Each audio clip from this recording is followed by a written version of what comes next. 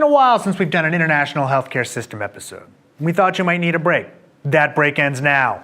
Australia has the only continental universal healthcare system, and it's the topic of this week's Healthcare Triage.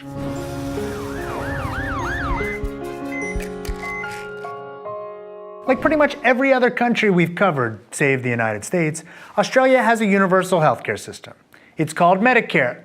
What is the deal with that? Seriously, do none of these countries have a thesaurus or something? Medicare, Medicare, Medicare. Anyway, Australia's national public system provides coverage for citizens, permanent residents, and even many people with temporary visas.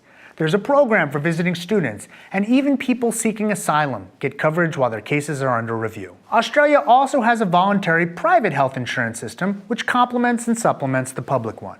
It can give citizens access to private hospitals and some services not covered by the public system. The tax system incentivizes the purchase of private insurance for many individuals and families. Medicare also allows people to get free inpatient care in public hospitals, free access to most medical services, and prescription drugs. The federal government also works with more local governments to provide population health, mental health, some dental care, some physical therapy, and services for veterans. Medicare pays for somewhere between 85% and 100% of outpatient services. It also pays for 75% of the medical fee schedule for private patients who use public hospitals.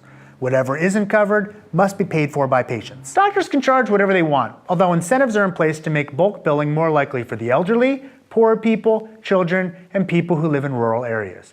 Members of those groups also get a discount on drugs. Their co-pays on prescriptions are around $5.90 Australian versus $36.10 for everyone else. There are out-of-pocket maximums. When an Australian is paid out $421.70, then Medicare covers 100% of the fee schedule for doctors for the rest of the year. When they reach $1,221.90, then 80% of all out-of-pocket costs are covered for the rest of the year. For people in the special groups I mentioned before, the threshold is lowered to $610.70. Yes, that's complicated. Thanks, Australia. There are also ways for families to pool such spending and to hit the limits faster. There are pharmaceutical subsidies for those who reach a threshold of $1,391 in a calendar year too for drugs. The threshold is also lower for those in the special groups at $354. Australia is one of the cheaper healthcare systems. At 8.9% of GDP, Medicare is paid for mostly from general taxes, patient fees, and a 1.5% levy on taxable income.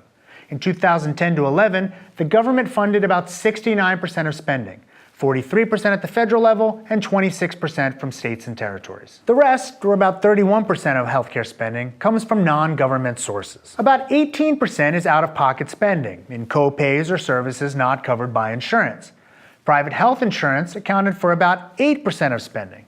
About half of people have private insurance, which allows them more options in practitioners, hospitals, and care that they receive. Those who opt for private insurance before their 31st birthday get a reduction in premiums for the rest of their lives.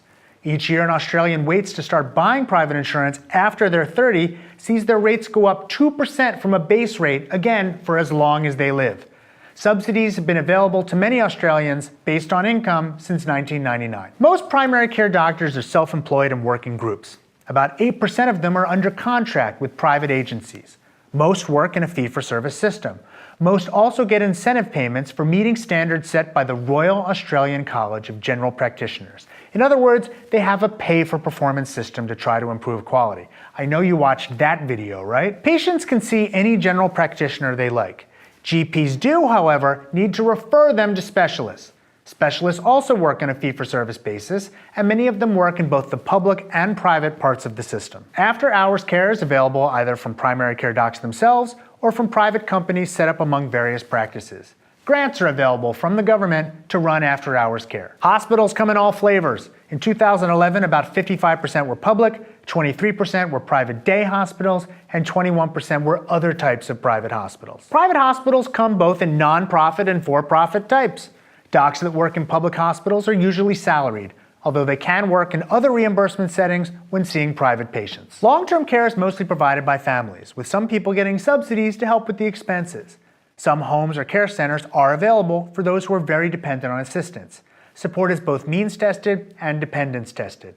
The majority of long-term care facilities are non-profit. About a third are private, for-profit, and about 10% are run by the government. Quality is generally measured and reported on by the Australian Commission on Safety and Quality in Healthcare. About 85% of general practices are accredited against standards, and as I mentioned before, pay-for-performance systems are in place to encourage better care.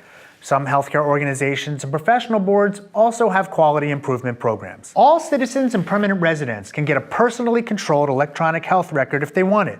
A fairly large amount of infrastructure exists to make such records interoperable at many facilities across the continent. Costs are controlled in a number of ways.